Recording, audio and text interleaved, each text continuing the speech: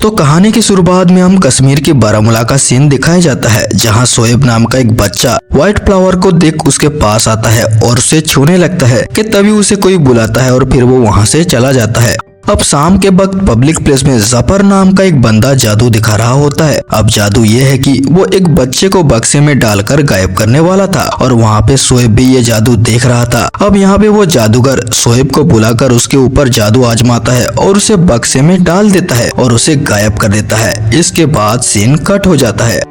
अब अगले सीन में हम शोएब की मिसिंग पोस्टर देख पाते हैं, यानी कि वो बच्चा सच में गायब हो गया था। अब यहाँ पे हम डीएसपी रिदवान साहिब को दिखाया जाता है, जो उसका ट्रांसफर कश्मीर के बारामूला में हुआ था और वो अपने फैमिली के साथ आ रहा था और उसके परिवार में उसकी बीबी गुलनार और उसकी बेटी नूरी और छोटा बेटा अयान।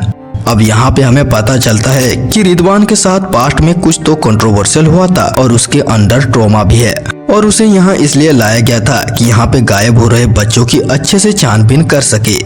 यहाँ पे रिदवान को सेटल होने के लिए सरकार की ओर से एक पुराना घर मिलता है, जहाँ वो लोग सेटल होते हैं। फिर रिदवान जाता है पुलिस स्टेशन में, जहाँ उसकी मुलाकात ऑफिसर शौकत अली से होता है और वो बताता है कि जादूगर जफर को पकड़ लिया गया है और उसकी अच्छी खासी कुटाई भी हो चुकी है, लेकिन वो मान नहीं रहा है कि वो शोएब को किडनैप किया है। अब यहाँ पे हमें पता चलता है कि शोएब यहाँ के एक्स एमएलए का बेटा है और उसकी गायब होने की खबर पूरी मीडिया में आग की तरह फैल चुकी है। अब यहाँ पे सभी लोग जफर को दोषी ठहरा रहे थे, लेकिन रिदवान को ऐसा नहीं लग रहा था, इसलिए वो जादू वाला ट्रिक उसके सामने करवाता है। जादू की ट्रिक ये है कि बक्से के अंदर एक हिडन कंपार्टमेंट था, जहां वो बच्चे छुप जाते थे और शोएब भी वहां छुपा होगा, लेकिन वो वहां से गायब हो गया था। मतलब कि बक्से में और कोई तो ओपनिंग नहीं थी और तो और ये जादू कई लोगों की आंखों के सामने हो रहा था और शोएब का एकदम से गायब हो जाना बेहद ही आश्चर्यजनक था और गायब होने के बाद बचे हुए थे उसके कुछ बाल।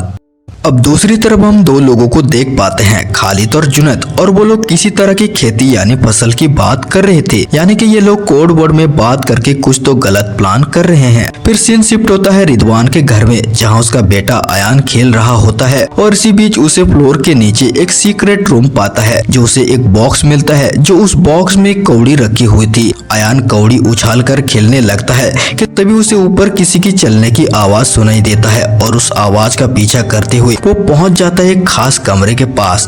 इससे पहले कि वो उस कमरे में जाता कि तभी उसकी मॉम खाने के लिए बुला लेती है। अब यहाँ पे हम इकबाल चाचा को देख पाते हैं, जो घर की देखभाल और काम वगैरह करते हैं, लेकिन वो बोल नहीं पाते हैं। यहाँ पे खाना खाते वक्त नूरी इस घर को लेकर ढेर सारा कंप्लेन करते हुए देख पाते हैं, जैसे कि यहाँ पे नेटवर्क ठीक से नहीं आता, इंटरनेट नहीं है, कमरे में कुत्ते की स्मेल आती है वगैरह वगैरह। इससे साफ पता चलता है कि नूरी को इस घर में मन नहीं लग रहा। नेक्स्ट मॉर्निंग नूरी और उसकी मॉम देखते हैं कि कुछ लोकल बच्चे दीवार पे काफिर लिख देते हैं, जिसे देख नूरी काफी ट्रिगर हो जाती है और इस बात से हमें पता चलता है कि नूरी भी अपने फैमिली के पास्ट से ट्रॉमाटाइज है, यानी कि उसके फैमिली के साथ कुछ तो गलत हुआ है।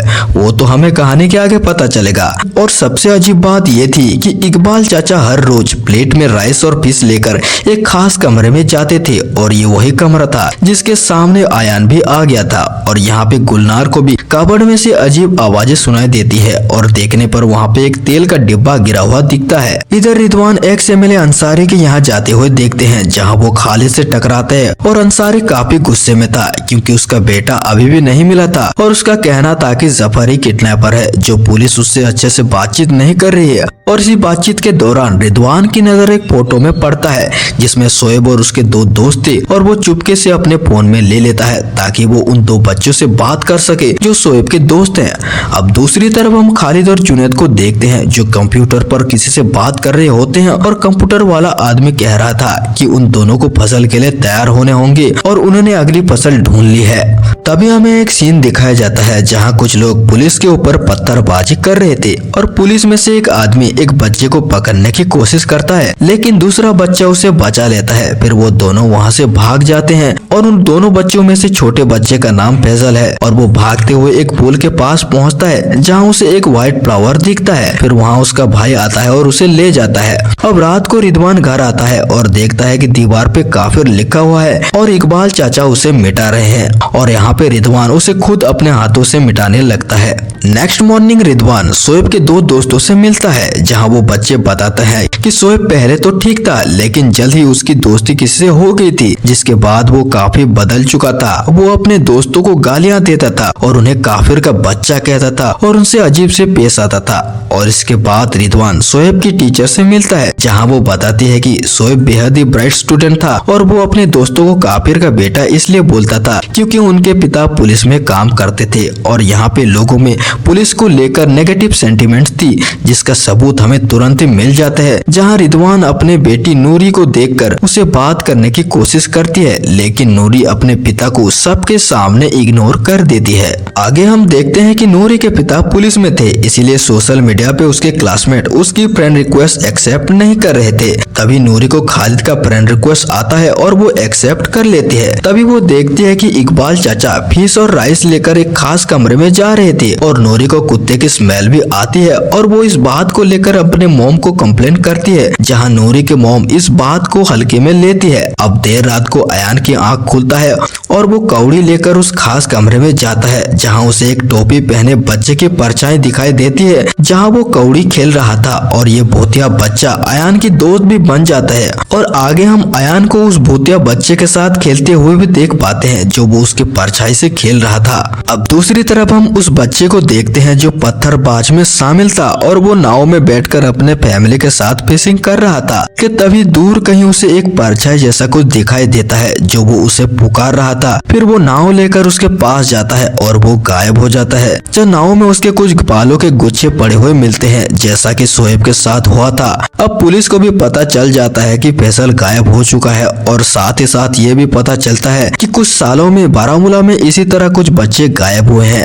अब रिदवान जानता था कि फैसल पत्थरबाज था और वो पता लगवाता है कि पत्थरबाजी इनसे कौन करवाता था। अब यहाँ पे नाम आता है एक लोकल बॉय अफजल का, जो ये सब काम लोगों से करवाता था। अब यहाँ पे पुलिस भी अफजल के ऊपर नजर रखने लगे थे। अब हमें ये पता चलता है कि अफजल भी खालिद और जुनैद के साथ मिला हुआ था। अब यहाँ पे अफजल भी जुनैद के पास पहुँच जाता है पैसे लेकर, और वो पैसे जो आतंकवादी ऑर्गेनाइजेशन जुनैद को दे रहे थे ताकि जुनैद खेती कर सके, और ये सारा पैसा पाकिस्तान से आ रहे थे। तभी पुलिस अफजल का पीछा करते हुए पहुंच जाता है और यहाँ पे गोलीबारी शुरू हो जाती है और इसी बीच जुनैद कंप्यूटर वगैरह लेकर वहाँ से भाग जाता है और अफजल को गोली लग जाती है और वो वहीं पे खत्म हो जाता है। अब यहाँ पे रिदवान को एक पेन ड्राइव मिलता है। फिर कुछ समय बाद इधर हम जुनैद और खालिद को देखते हैं जो कंप्यूटर पर बात कर रहे होते हैं, और इनकी बातों से हम समझ पाते हैं कि इनका प्लान फेल हो रहा है। अब कंप्यूटर वाला बंदा कहता है कि इन्हें अब रिदवान की दुखती नफ्स पर हमला करने होंगे और अगली खेती के लिए इन्हें तैयार रहने होंगे।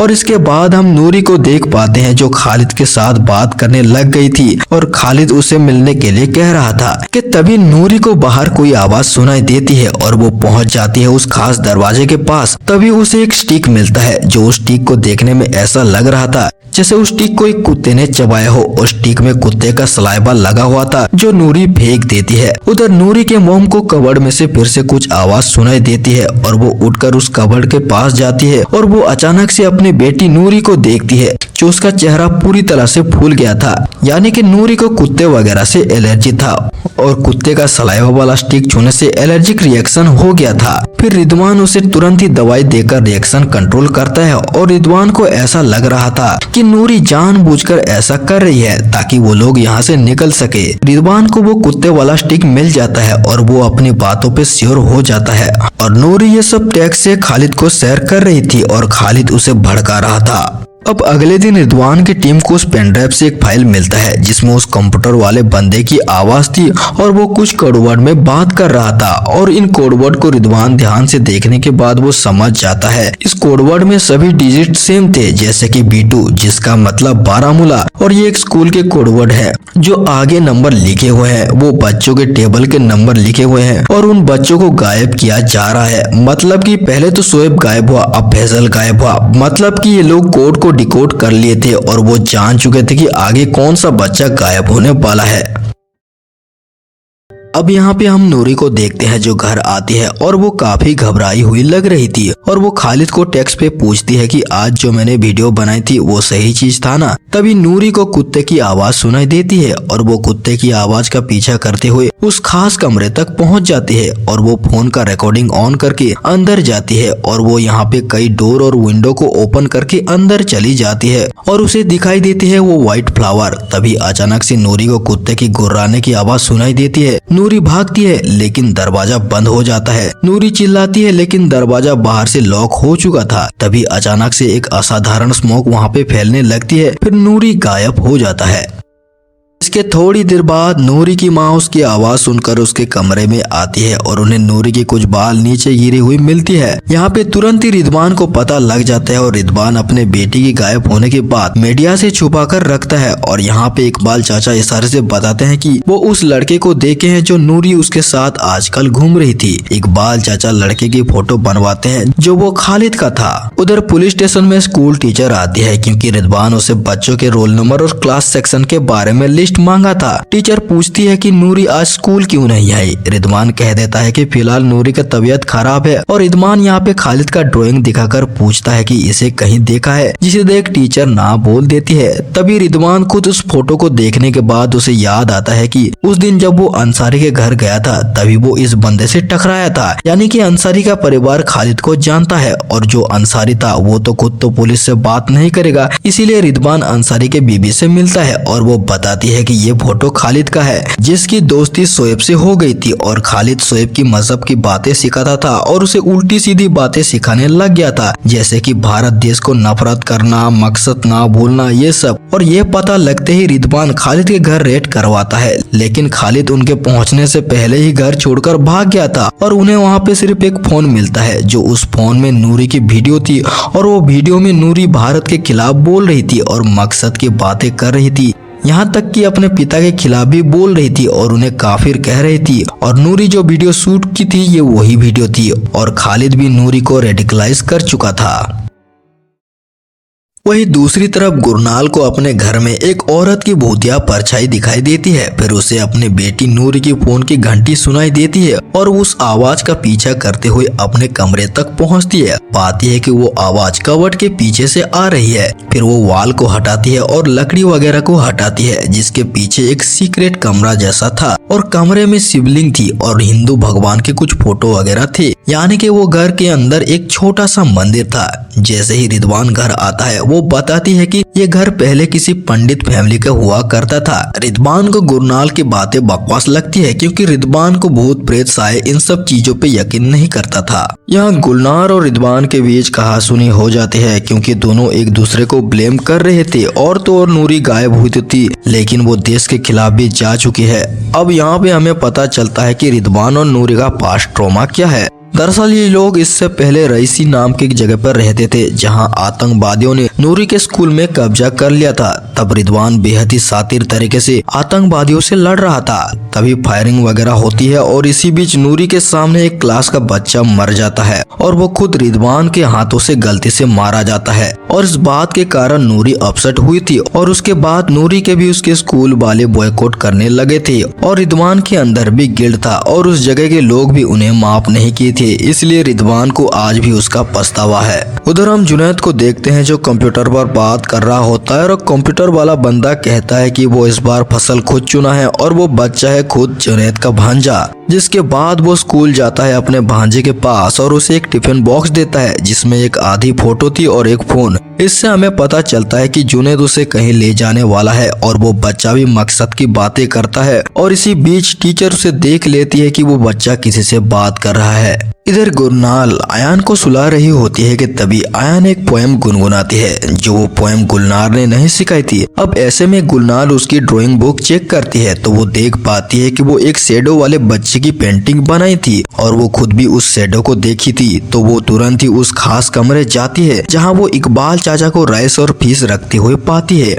और वो पूछने लगती है कि आखिर यहाँ हो क्या रहा है। तभी इकबाल चाचा उसे अजीब तरह से चुप रहने के लिए कहते हैं। तभी अचानक से एक साया इकबाल चाचा के अंदर समा जाता है और वो कहता है, हमारे साथ बहुत ही गलत हुआ है, हमें धोखा दिया गया है और हम किसी को नहीं छोड़ेंगे। और ये सारी बात सुनने के बाद गुलनाल पूरी तरह से हैरान थी और वो सोच रही थी कि इस घर में कुछ तो है। आज वो सही साबित हो चुकी है। गुलनाल कहती है कि मुझे मेरी बच्ची को देखना है। अब यहाँ पे जो साया थी वो गुलनाल के अंदर आ जाती है और वो देख पाती है कि गायब हुए सभी बच्चे वहाँ मौजूद थे और उनमें से नूरी भी वहाँ थी। फिर अगले ही पल जब गुलनाल को होश में आती है तब वो इकबाल के साथ उस कमरे में खुद को पाती है। तो अब दूसरी तरफ देखते हैं कि पुलिस ने खालिद को पकड़ लिया है और उसकी अच्छी खासी कुटाई भी चल रही है, लेकिन वो कुछ भी बता नहीं रहा था। तभी रिदवान गन निकाल कर उसे डराता है। फिर खालिद खत्म होने के डर से अपना मुंह खोलता है और वो बताता है कि कैसे वो जुनैद के साथ मिलकर अंडरग्राउंड ऑपरेशन कर रहा था पाकिस्तान के लिए, और ये लोग बच्चे का ब्रेन वॉश करते हैं और छुपाकर उसे सरहद के पार पाकिस्तान ले जाते हैं, जहां उन्हें जिहाद सिखाया जाता है और ट्रेनिंग दिया जाता है। और इस प्रोसेस को ये लोग खेती बोल रहे थे और ये चीज अफगानिस्तान और सीरिया में खूब चल रही है। और ये लोग इंडिया में भी ये प्रोसेस शुरू करना चाहते थे, लेकिन वो जिस बच्चे को चुनते वो बच्चा अपने आप ही गायब हो जा रहा था, जो इन्हें ऐसा लग रहा था कि पुलिस को इनके प्लान की भनक लग जा रहा है और इनका प्लान हर बार की तरह फेल हो रहा है और इन्हें खुद भी नहीं पता था कि गायब हुए सारे बच्चे कहाँ हैं। और इसी बीच गुलनाल पुलिस स्टेशन आती है और रिदवान को बताती है कि वो कैसे नूरी और बाकी गायब हुए सभी बच्चों को देखी है और ये भी बता देती है कि आगे कौन सा बच्चा गायब होने वाला है। और यहाँ जुनैद फाइनली अपनी पहली खेती पूरी करने जा रहा था, यानी कि अपने भांजे को सरहद पार करवा रहा था। और फिर जुनैद सरहद पार वाले एक आदमी से मिलता है। फिर वो उस आधी पेंटिंग को मिलाता है। फिर वो जुनैद के भांजे को ले जाने लगता है कि तभी अचानक से रिदवान वहाँ पे आ जाता है और सरहद पार वाले उस आदमी को गोली मार देता है। और यहाँ पे यासिर उस मरे हुए आदमी का गन उठा लेता है, लेकिन रिदवान उसे किसी तरह से गन नीचे रखने के लिए कहता है कि तभी अचानक से पेड़ के अंदर से एक जादुई धुआं निकलता है और यासिर को धुआं जकड़ लेता है और वो पेड़ के अंदर खींच लेता है, यानी कि रिदवान की आंखों के सामने यासिर गायब हो जाता है।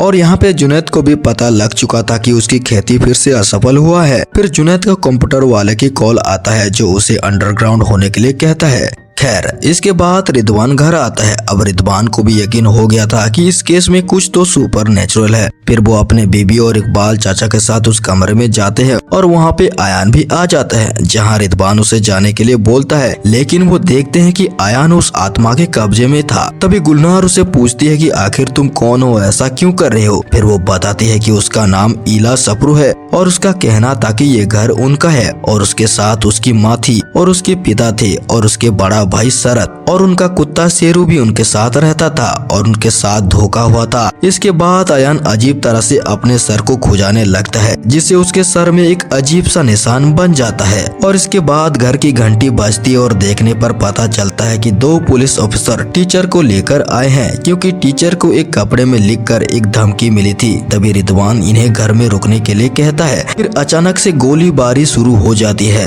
अब जो जुनैद था वो कुछ आतंकवादियों को लेकर रिदवान के घर हमला कर चुका था और यहाँ पे इनके घर में ठीक से नेटवर्क भी नहीं आ रही थी, तो ये लोग बैकअप के लिए भी बुला नहीं पा रहे थे। और यहाँ पे दोनों तरफ से काफी गोलीबारी होती है और आतंकवादियां ज्यादा थे और उनके पास हथियार भी थे, तो वो घर के अंदर घुसने लगते हैं और उनके ऊपर हमला करने लगते हैं। और इसी बीच गुलनाल के पैर में एक गोली भी लग जाती है और इकबाल चाचा और अयान एक कमरे में छुप जाते हैं। और इधर रिदवान अकेले ही आतंकवादियों से लड़ रहा था कि तभी हमें वो व्हाइट फ्लावर दिखाया जाता है और धीरे धीरे उन लोगों को कुछ ऐसी चीजें दिखाई देने लगती है जिसे देख वो हैरान हो जाते हैं। दिखाई देता है कि पास्ट में आखिरकार इस घर में क्या हुआ था। मैं तुम्हें बताता हूँ कि आखिर उस दिन इनके साथ क्या हुआ था। दरअसल ये उस समय की बात है जब कश्मीर में कश्मीरी पंडितों को मारा गया था और इस घर में एक पंडित का परिवार रहा करती थी और परिवार में एक डॉक्टर था। जो उस दिन बाहर का माहौल बेहद ही खराब था, जो हिंदुओं को ये जगह छोड़कर भागना था या धर्म बदलना था।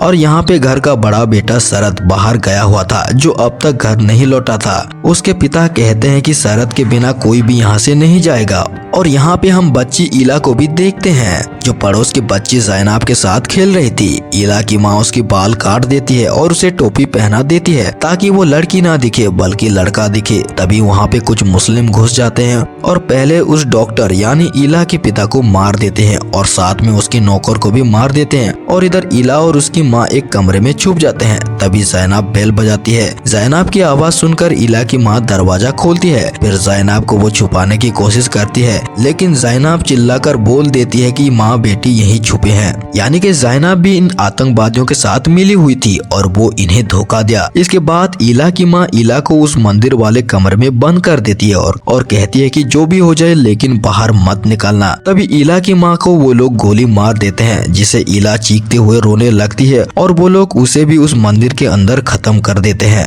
अब ज़ैनब के सर में मार्क जैसा था। जब आयान उस इला के कब्जे में था तब वो अपने सर में खुजाते हुए अपने सर में एक मार्क जैसा निशान बना लिया था। तब इला आयान के थ्रू यही बताना चाहती थी कि ज़ैनब ने उनके परिवार को धोखा दिया था और इन सब में उनके कुत्ता शेरू भी खत्म हो गया था, क्योंकि शेरू ने आतंकवादियों पे हमला कर दिया था और ये था इस घर का पास्ट। अब यहाँ प्रेजेंट में देखते हैं कि गुलनार के अंदर वो आत्मा आ गई थी और वो उन आतंकवादियों से लड़ती है और इधर रिदवान भी उन आतंकवादियों से लड़ता है। फिर हम घर के अंदर उन आत्माओं को देखते हैं जो पास्ट में खत्म हुए थे और यहाँ पे कुत्ते की आत्मा को भी देखते हैं और सब मिलकर उस आतंकवादियों से लड़ते हैं और उन्हें निपटा देते हैं। और बचता है तो जुनैद और वो भी भागने की कोशिश करने लगता है, लेकिन तब तक पुलिस वहाँ पहुँच चुकी थी और वो घर के चारों तरफ घेर चुकी थी। ऐसे में जुनैद टीचर को बंदी बनाकर घर के बाहर लेता है ताकि वो टीचर के आड़ में छुपकर भाग सके। तभी वहाँ पे गुलनार आ जाती है और गोली चला देती है, जो सीधा जाकर टीचर को गोली लगती है। जी हाँ दोस्तों, टीचर के ऊपर वो गोली चला देती है और ये गुलनार ने नहीं, उसके अंदर जो आत्मा है उसने किया था।